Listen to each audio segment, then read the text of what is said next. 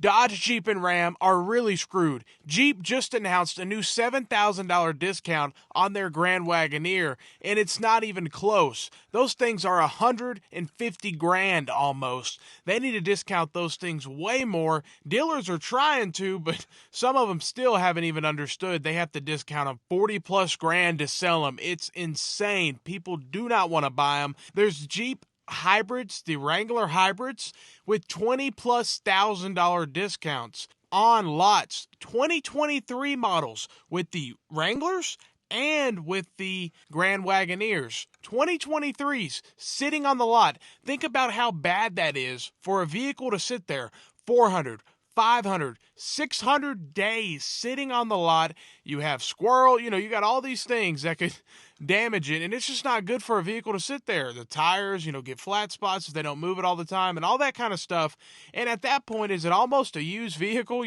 600 days since it's been sitting on the lot. It's almost 800 days. It's probably 750 plus days old since it's been built. These vehicles are sitting and they cannot sell. Why? Because their Grand Wagoneers are over $100,000+.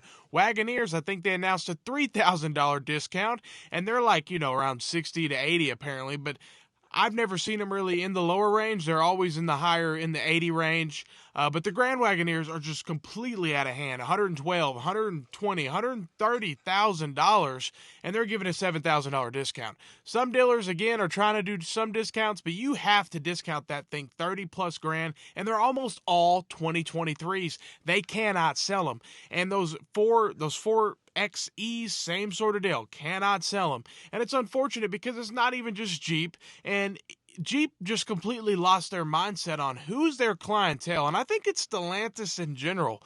Who is their clientele? And they're like, okay, you build Ram pickup trucks with no V8s. Well, you're going to lose some customers there because your competition offers a V8, Ford and Chevy. So obviously some people, especially in the Texas, Oklahoma, these states, people want V8s. It's simple as that. It's just a fact. Not everybody, but at least leave the V8 as an option. Now that might be a possibility, but we'll have to see. But it's insane because the company is making stupid decision after stupid decision because Carlos Tavares is the CEO, and he's not the brightest. He's really made a lot of dumb decisions for the company. But apparently he could be on the board. He could stay with the company for a longer period of time, and he's going to be out of here in 2026 as of right now. But he needs to be out of here sooner than that because think about the company.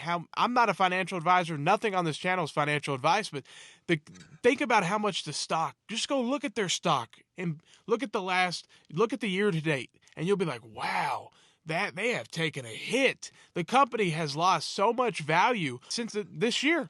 It's a fact. So it's really unfortunate that he's still under control, but it is what it is. And he did eliminate V8s in, the muscle cars and the Ram 1500 pickup trucks. So it's quite interesting. And he also made a big mistake with overpricing vehicles whenever it comes to your clientele base. You need to know that you don't charge $100,000 for a Jeep.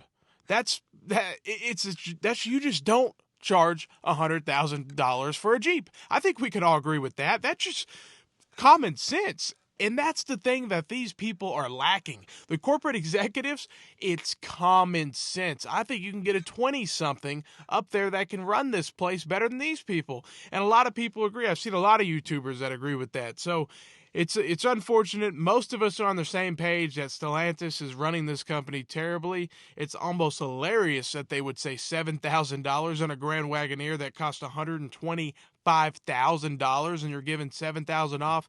Dealers have had it on their lot for literally 600 days sitting there rotting away. It's terrible for a vehicle. The dealership can't make any money on it, and a lot of them go to greedy tactics trying to, do markups on vehicles that might be more desirable and also doing addendum stickers on vehicles and stuff like this. And we just don't like this kind of BS. So let me know what you think about what's going on with Stellantis and all the mistakes that the corporate executives have made with the house of brands, especially all the ones here in America. They're just destroying. They're running the company like a European company. And I lived in Germany, and it's just a completely different different market.